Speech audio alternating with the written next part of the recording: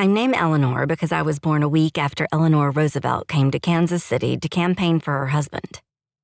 At the time, my parents were living in Rolla, Missouri, and my mother said that even if not for my imminent birth, she wouldn't have made the trip across half the state to wait with the crowd at the airport. But the next day, Rolla's newspaper used a third of its front page to print a picture of Mrs. Roosevelt smiling in front of the little TWA airplane that she apparently wasn't terrified to ride around in. My mother admired her courage. My father liked the name Eleanor, but worried it would work against me, as many people in our part of Missouri had strong feelings about the Roosevelts, and not all those feelings were good. He suggested they call me Nora for short, and my mother was fine with that. I didn't know until I met Leonard that the name Eleanor comes from the name Helen, which in Greek means shining light. Even at 17, Leonard had that kind of information just rolling around in his head.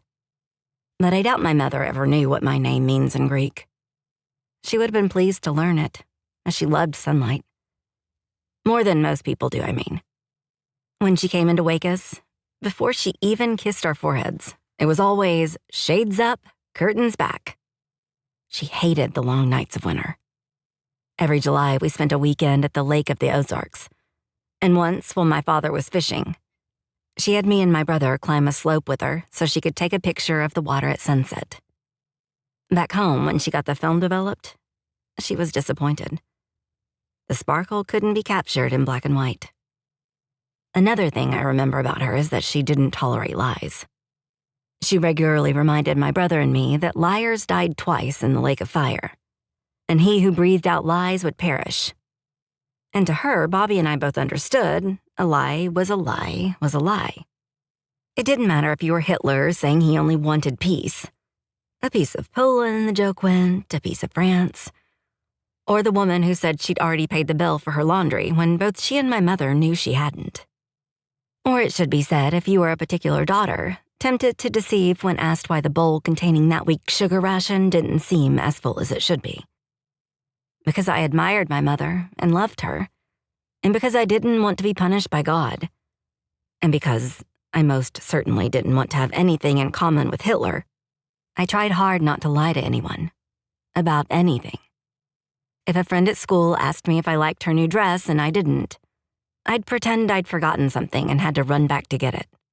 Or I'd change the subject to something of hers I did like, maybe a beret or her socks. But if pressed, I'd tell the truth. In 6th grade, however, I told a blatant lie. And though I obviously didn't perish, I still believe what followed altered the course of my life. My teacher that year was a Mr. Pyle, and from the first day of class, I loathed him. He was nice enough to me, as I was quick, studious, and a girl. But he called Tom Bigby, who was the smallest in our class, Mr. Little B. And he kept doing it long after even the worst of us stopped laughing. Ronald Bell, wall-eyed and slow, was unimaginatively called Mr. Fish. Peter Schultz sounded as Missourian as the rest of us, but Mr. Pyle would only address him as Herr Schultz, in the thickest of German accents. And this at a time when no American wanted to be thought of as German. Mr. Pyle lectured at us from behind a podium, and he'd made a little sign for this podium that said Mr. Pyle in spread-out letters, as if he wanted to spell it for us slowly. M.R.Pile. I'd often stare at this sign and think about what it should say, or rather, what it could say. He'd used his fountain pen to make the letters so nothing could be erased from the sign, only added. One morning we were out at recess. I fell off the monkey bars. It was winter, and when the temperature dipped below a certain degree, girls were allowed to wear pants under their skirts. So those were big monkey bar days for us. I wasn't hurt when I fell, but I muddied the hem of my skirt. And I asked Mr. Pyle if I could please go in and rinse off the mud. He gave me permission, and I went in.